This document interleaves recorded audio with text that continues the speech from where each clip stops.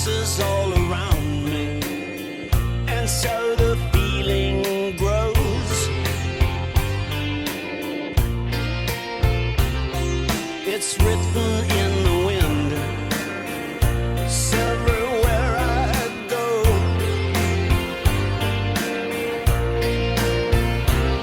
So if you really love Christmas, come on and let it snow.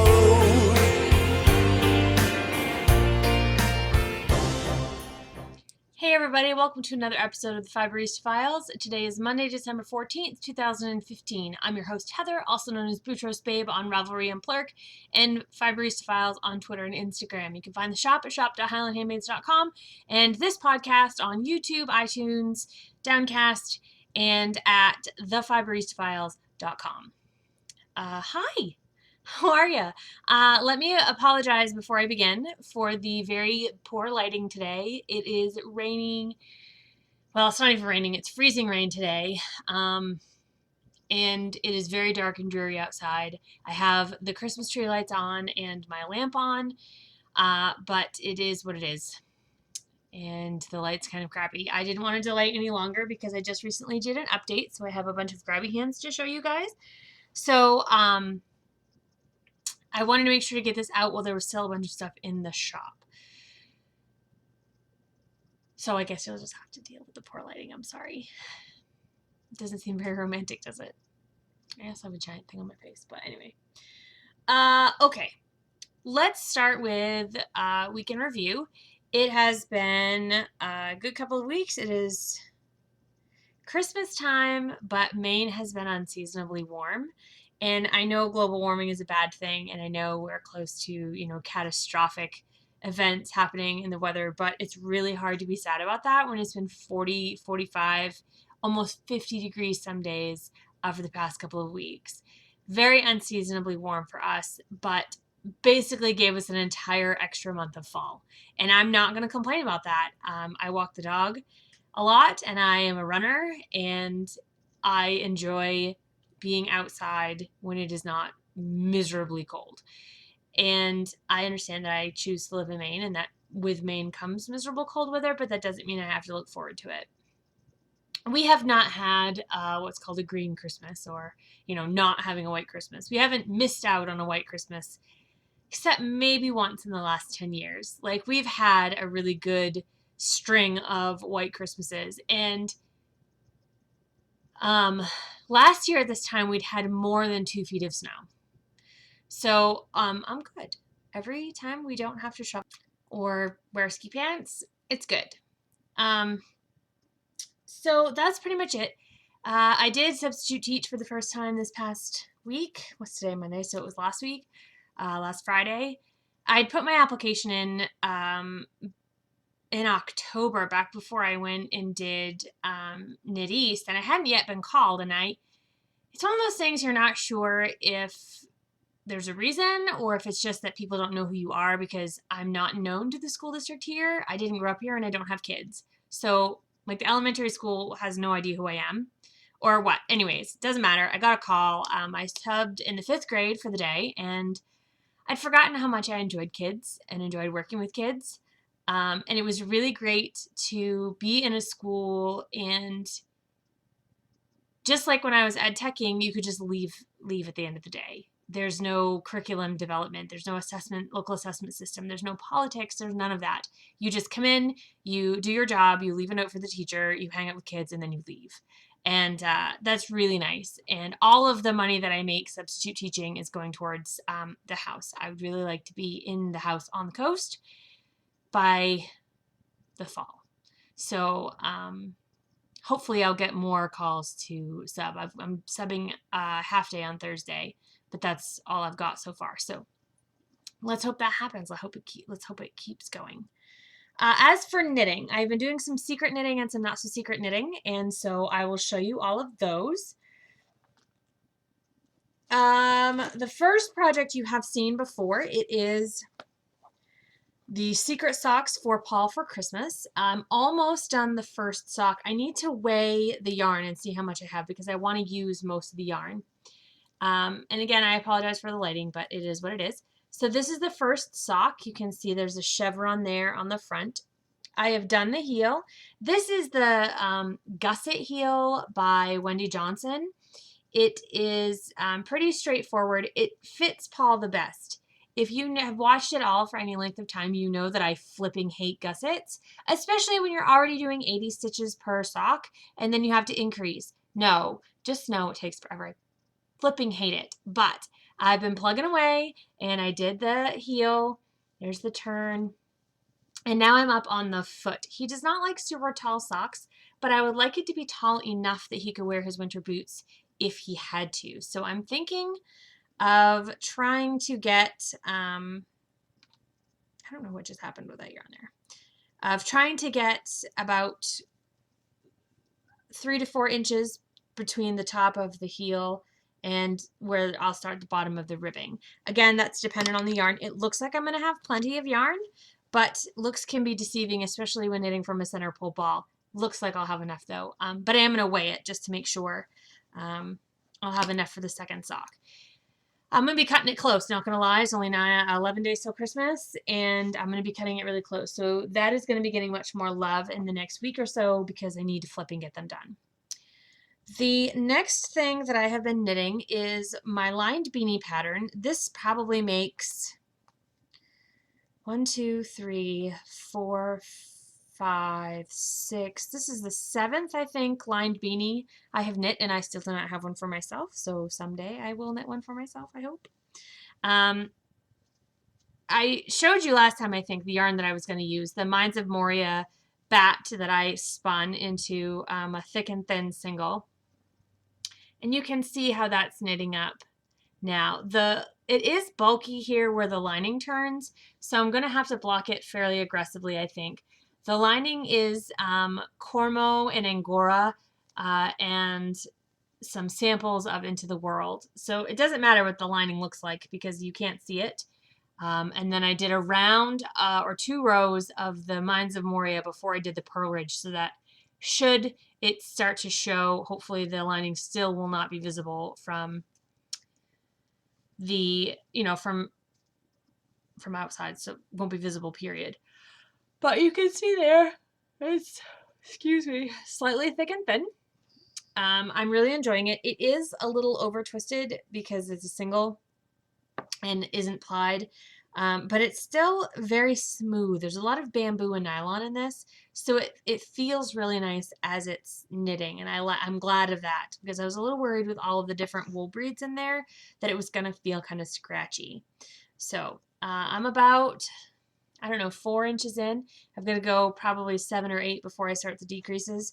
So this is, I'm hoping to send this at least to be there by New Year's. It's going all the way out to California. So, and I'm a little concerned that I'm going to run out of yarn and have to spin up the rest of the bat because I do have more of that fiber that is unspun. So this is the priority along with the sock. This I can knit in front of Paul at night. The socks I can't. This is a project bag that was made, he made for himself. It's real tree, and the inside is orange plaid. It's this orange plaid. You can see that's the dog's Christmas stocking. This bag is a tangerine bag by Tangerine Designs. It's got stormtroopers on it because Star Wars is coming out in just a couple days. And then the other thing I'm knitting finally is some felted clogs. Now I'm wearing Coggy's clogs now because these are the clogs Coggy gave to me. Which one? This is the... So they're double bottomed. You can see I've gone clear through there. I've gone clear through here, and I have patched this multiple times. The whole front end is coming off. You can see the stitches, the individual stitches are actually showing there. These have been well loved and well worn, and it is time, unfortunately, for me to have a new pair of clogs. So I have the pattern, and I've just started it. I've knit the first top, and this is the first sole. There's an outer sole as well. So it's 2 layers. You got to stitch it together, which I haven't done yet. But I've done the first slipper. I've already had to reknit this twice. There are decreases that go up this bit of the foot here. And I missed all but one of the decreases the first time I looked at the pattern. It's not a difficult pattern. It's real simple, knit back and forth, knit two together, slip, slip, knit, not a trouble. But you have to pay attention to what row you're on. There's no chart, so you have to read row by row directions. I don't know if you can see that. And if you lose your place, then you're screwed. So I did have to rip out, the sole I didn't have to rip out, but I had to rip back all the way to the toe and start again to do the foot. This is knit on a US 13 needle, which I did not even own. I had to buy because somehow, some way, I became a knitter who does not have size 13 knitting needle, which I think is weird. I am ordering some from Fiber Addiction, some Taigu interchangeables, but I don't have them yet. So this obviously is going to be a felted slipper because it's huge. And I knit this out of my white ash worsted in the If the Slipper Fits colorway, which is a greeny gray color. So that's that. I have that one top done, and then I have to begin the outer sole, and then I have to do a bunch of other stuff. And then, of course, they still have to be felted. I don't know if those will get done on Christmas or not. We shall see. It depends entirely upon how well that line beanie goes and how quickly that goes. I have a feeling I'm going to be at that point in my knitting where I have to put a band-aid around my index finger because I've poked the needle right through. That happens. Now, I have done a little bit of spinning as well. I just spun one skein so far of the Moro Fleeceworks fiber that my friend Patty Odell sent me. And I was spinning straight from the box, so I didn't measure out how many ounces. Like usually you measure out like 100 grams or 4 ounces and you spin that up and whatnot. I didn't because I was too anxious to get on the wheel, to be completely honest. So I just spun until the bobbin was about 3/4 of the way full and then plied it. My Kromsky bobbins don't do 4 ounces very well, and they almost never do 4 plied ounces. So I wanted to make sure I could get a good single on there and then ply from both ends using a center pull ball so that I didn't have any knots. And the skein was going to weigh whatever it was going to weigh. It was fine. And this is the first skein. It is 77 grams and 215 yards. So it's about a DK weight. And I'm very pleased with it. It is much softer and smoother than the fiber is in the roving form. And part of that's because I do spin a worsted style, so a lot of it gets smoothed out as I'm spinning. And part of it is really, I just think the fiber likes being in yarn form. You know, some fibers fight you and some don't, and this one didn't. It's just been beautiful. It's full of smoosh. And I did a straight 2-ply, like I said, from both ends. Slightly thick and thin like all hand spin is, and I absolutely love it. So I'm going to spin many more of these skeins, and we will see how much yardage I have and what I can make of it from there. I'm not sure if it will be a shawl or if it will be a sweater or what it will be, but I think it will be beautiful. So I'm really excited about that. I'm having a little bit of spinning ADD lately, so I don't know. I've got a lot of projects that are not finished. I've got to finish that fall leaf reboulé stuff because I would like to sell that, so I need to finish that. And then from there, I'm not sure if I'm going to do another skein of the Moro Fleeceworks or I'll do a skein of something else and come back to it. We'll see. I don't want to get burnt out on the Moro Fleeceworks fiber because it's too beautiful and I don't want it to just sit around. I want it to get worked on, so there's that. All right, now, spinning and knitting are not the only things I've been doing. I already told you that there's going to be grabby hands because I've been dying. That's not it either because I've also been doing some weaving. This past week was a bad week for my endometriosis. And when I am in a lot of pain, I cannot stand up for long periods of time or really at all. So I was able to do some weaving. I was able to sit at my studio, which is much easier on my body, and I wove a couple of different things. And I also had taken some finished weaving that I had done and made it into usable things. So the first thing, this is a belt. It's about 1 inch in diameter. It's got fuzz on it. Sorry, I just had fiber in there. And this is made out of 100% mercerized cotton. And this belt is adjustable. And the inches are on the shop listing. But this belt goes from a 30-inch waist to a 54-inch waist. So it's incredibly adjustable. I did this on my ankle loom, and you can see it's sort of a palindrome style rainbow. So it's red, orange, yellow, green, blue, purple, and then back through the colors. It's got a classic black belt clip. I have a belt that I made that was out of striped maple sock. It was out of pink and black, 100% superwash merino, which is softer than this. And I just keep it on the pair of jeans that I wear them on and just clip it shut and wash them right with my jeans.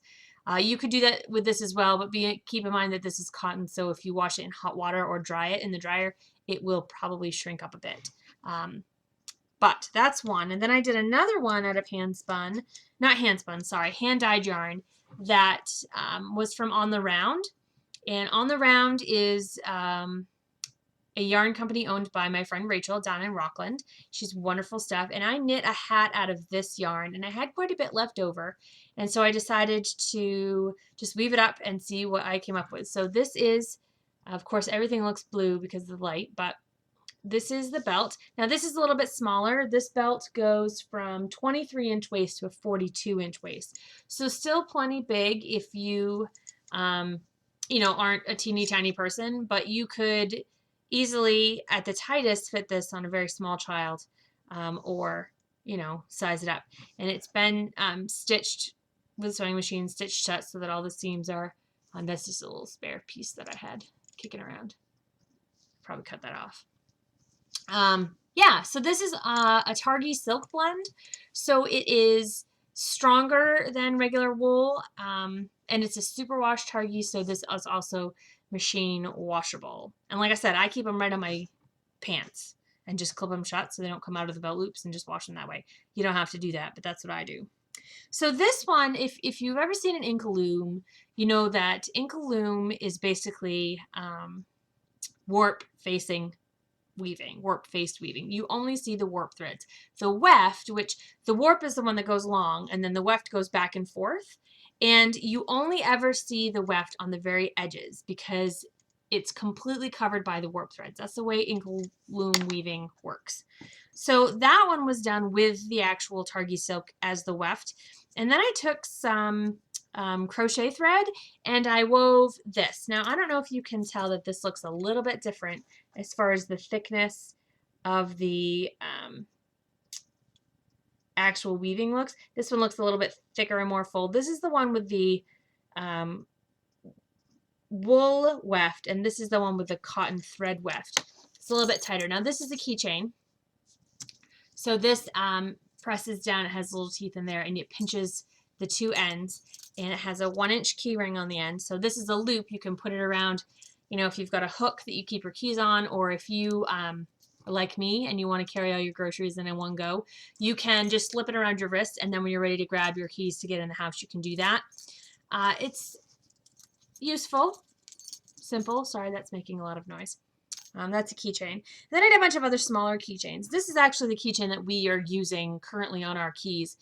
It's the Fitzwilliam colorway of Superwash Merino Tencel, and it's orange and navy blue and dark brown.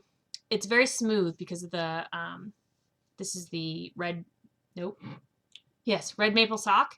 And it's a little bit too small to fit on an adult wrist, but it's perfect when you've got your keys in your hand to fit right in the palm of your hand. So you can, flip your keys out and it's not a problem. It's a very simple, straightforward design, if you want to call it that. And I have 3 of these.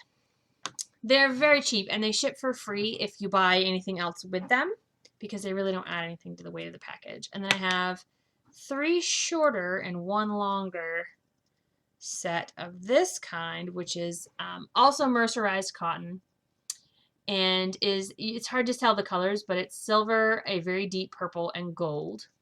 And so there's those, and those also have just the 1-inch key rings. And then this one is a little bit longer. It's 5.75, and this one I can get on my wrist. So if you like it being able to be looped around the wrist, then great. If not, you can get the shorter one or whatever. And this still fits right in, fits really well in your hand. So it doesn't get in the way of anything.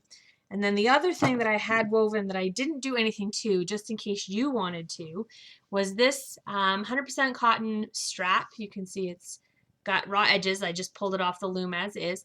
And if you wanted to do bag straps or use it as a drawstring handle for a project bag or anything like that, you could do so.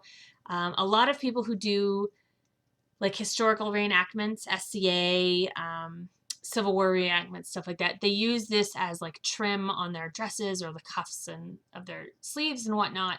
So you could do that too. So those are all up in the shop, as well as the yarn and fiber that you're about to see. But I put it over here in knitting and spinning and weaving just to sort of bridge the gap. So dye pots.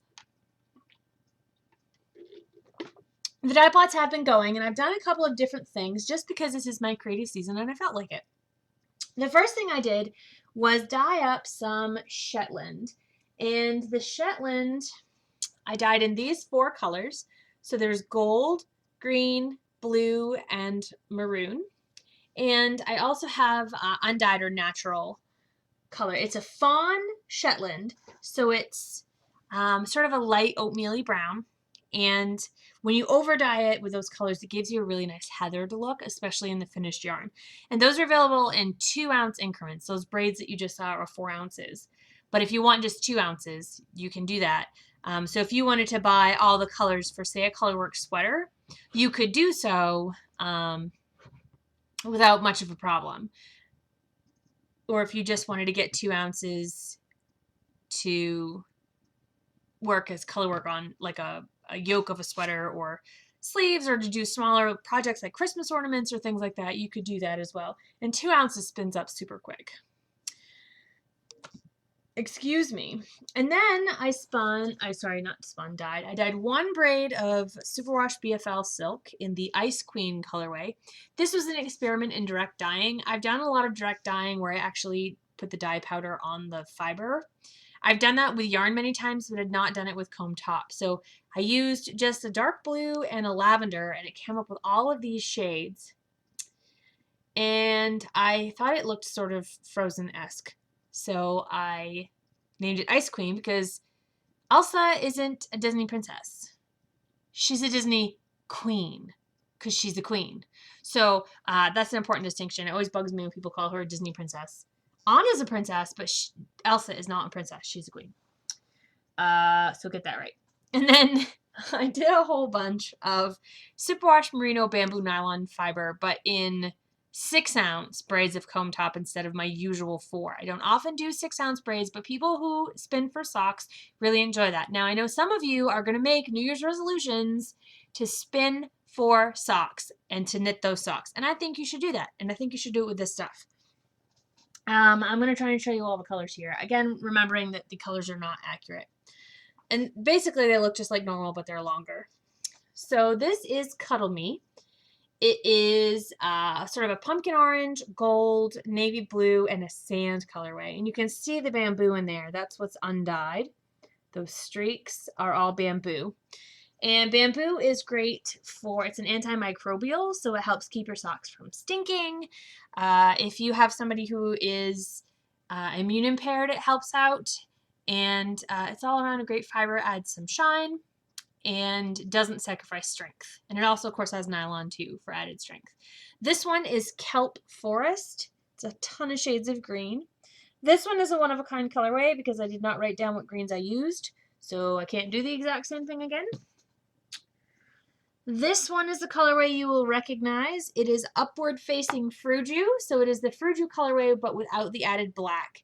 And I did it just as a space dye so the colors go pretty quickly. But this would make a bright pair of happy socks for sure. What else? Captain's Orders, which is a beautiful blend of space dyed brick red and dark blue.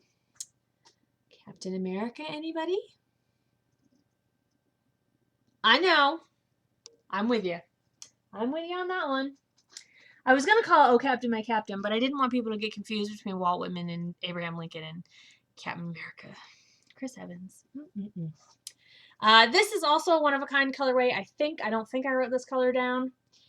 This is called You Never Leave the Party Till the Very, Very End. And if you have ever seen the movie Drop Dead Fred, Elizabeth gets a purple dress to go to a wine tasting where her estranged husband is, and Drop Dead Fred says, "Yay, you look like a big bruise." And so they go to this wine tasting, and this pinks and purples just so reminded me of the wine tasting and the purple bruise dress that I just had to name it that. So you never leave a party until the very, very end. Oh yeah? Cinderella left her party evening. Remember what happened to her? No, I hated her. I deliberately forgot everything about her. I remember the Ugly Sisters. They were great. I might have seen Drop Dead Fred a time or two. It's one of my favorite movies. How can you not love Drop Dead Fred?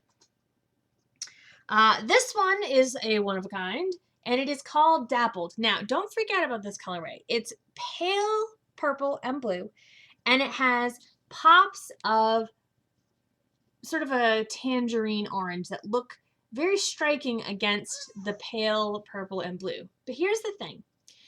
The blue and purple were kettle dyed, and then I direct dyed it with this orange.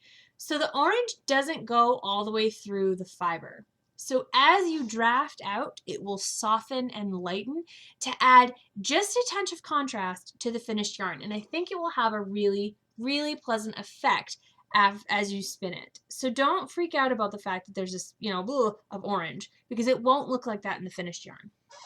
It's one of the magics of spinning. I think I have one more colorway. Oceanic? Or did that one already go? No, I already sold the Oceanic. Sorry. I'm sorry, I'm out of frame. That's not polite. Oh, I do have one more. Oh, and I just have one of this because I sold one. So I have one more braid of Father Christmas, which is a deep, deep wine red, a dark forest green, and then this eggshell color in between. And you can see that there are some areas that are lighter where I didn't force the colors to intermingle, because this dark red and dark green will actually make like a cucka brown if they get too blendy. So I allowed them to stay a little bit more separate. Nobody wants cucka brown. So these are all 6 ounces. They're $30 per 6 ounces. I did not increase the shipping rate. I'm going to take a little bit of a hit on the shipping for that, but I just didn't want to mess with it. So you'll get 6 ounces shipped to you for the 4-ounce shipping price. Woo! And those are all up in the shop already right now. So you can get those anytime at shop.highlandhandmades.com. So that's the dye pots. Growth. I am working on, I don't know if I'm ready to talk about it yet. I'm working on an exciting new adventure with a friend of mine, Mim, who owns Over the Rainbow Yarns down in Rockland. In fact, I'm going down to Rockland on Wednesday to have a meeting with her. And I can't say anything about it yet, but I think it's going to be pretty exciting. I also am teaching, I don't know if I've told you guys this or not yet. I'm teaching a spindle spinning class on a boat this summer. It is, I think it's the weekend after Frolic.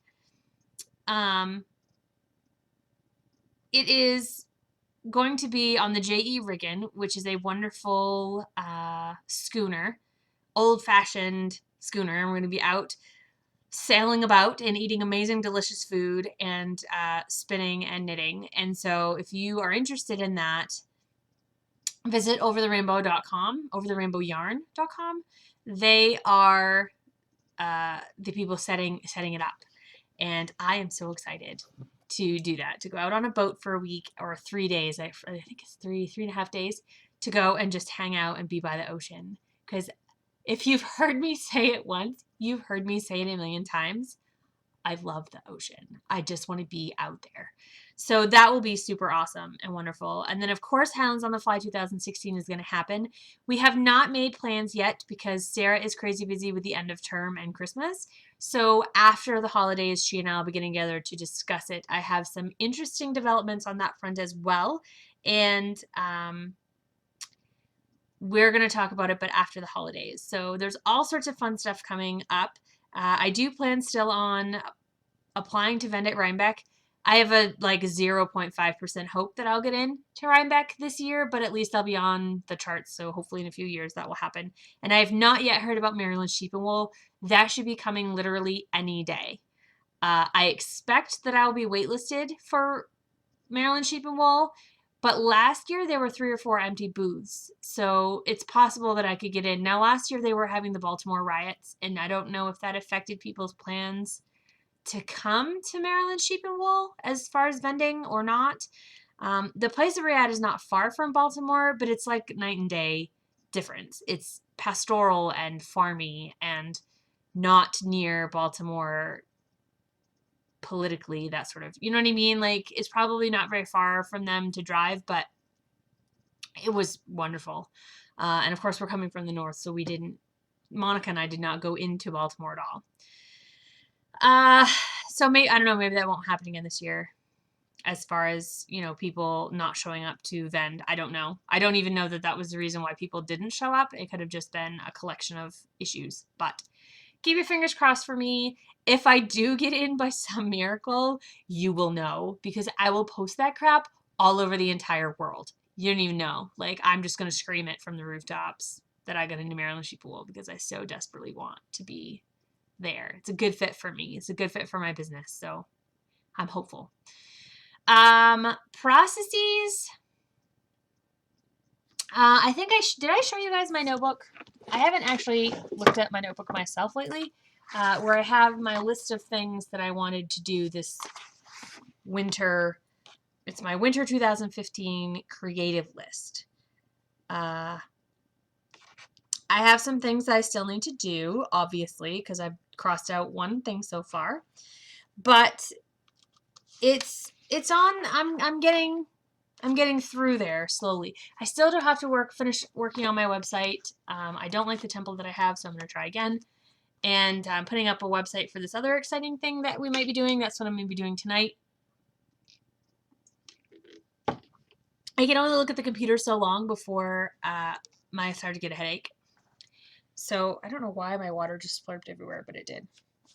So hopefully soon there will be a new website to look at for HighlandHandmades.com. But until then, you still go shop.highlandhandmades.com. Now, the only other thing is the club for 2016. Here's some details about the club. I do not have signups up yet. The reason for that is because my website's down. However, very soon I will have a link that you can go to a Google Doc and sign up that says that you want to be in the club. It will have pricing and options and all of those things. And then you can say that you want to get in. On the 1st of January, I will open up the actual payment registration because it's a 2-part process. I need to have the PDF file so that I can do the multi-order shipping and I know who is supposed to be on it. But then you have to actually set up, you have to click to pay, to do the subscription to be a member of the club through PayPal. But I don't want you to pay on December 15th and then not get yarn until January 30th because I ship at the end of the month.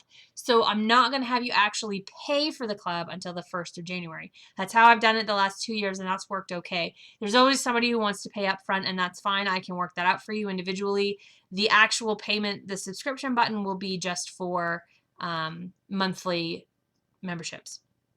There's not going to be a strict theme this year like there has been the previous 2 years. What this is going to be is the Triple H Club, Highland Handmades 100. I'm going to try and get a club of 100. This is about double what I've done before in my club, but I'm really going to push club. Now, the club will have a variety of base options, or sorry, I shouldn't say that. You will get different bases every month, and they'll repeat after a couple of months, but you'll have a lace sock worsted option as well as a fiber option. You can do single or double, and you can I haven't decided on whether or not I'm going to do a luxury fiber option. That's possible, but the pricing on that and availability of that can get really tricky because a lot of the times what has happened to me in the past is that my wholesalers have sold out of a particular base like cashmere, and then they're not going to get it back for another year. And I don't want to screw people on that because that's not who I am. So I'm thinking about that as well. All of the colorways this year will be brand new colorways. I'm probably going to do a photo inspiration thread and pick the photo from, I love dyeing from photos. It's what I did in the club this year, but it was of a specific color. So like November was coral and salmon. So anybody could post a picture in that color range and I would pick one to dye from. But this will be any color, any option. So, that's what that's going to be. I know some of you, Christine, want memberships for Christmas. So I'm working on that to get that ready to go before Christmas, but I have to get the website up first because I have to do a blog post on it. So stay tuned, and I will post all over social media when that is ready. I do not have a book review for you this week. I am working on the next one. I can tell you what that is. Give me 1 second. I'm on Ravelry. Let's go with the next episode of Fiberista Files will have a review on Amazing Lace, which is Amazing Lace by Sharon Mooney and Cheryl Potter, photos by Sadie M. Collins. So this is a book of 13 amazing lace shawls, both with beads and without, made from hand-dyed yarn. Learn how to make every design on your own. Learn how to make every design your own with pages of tutorials and more. So that will be the next book that I review, and that is, of course, a cooperative press book. I'm sorry, my mouth is a little slower than my brain today.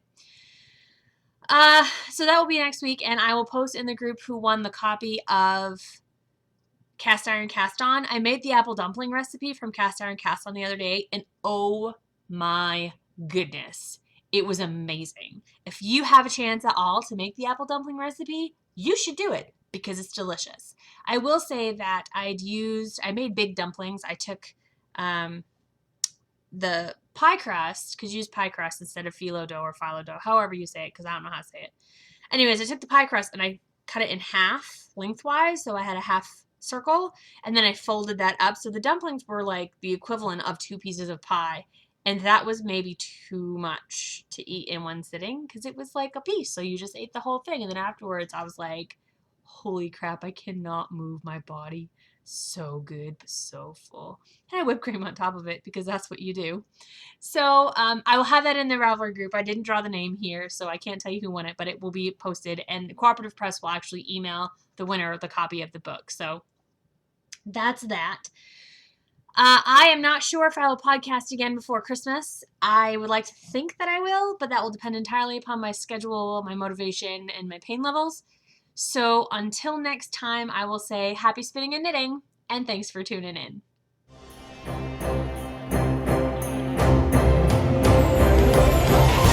know I love Christmas, I always will. My mind's made up the way that I feel. There's no beginning, there'll be no end. 'Cause on Christmas you can depend.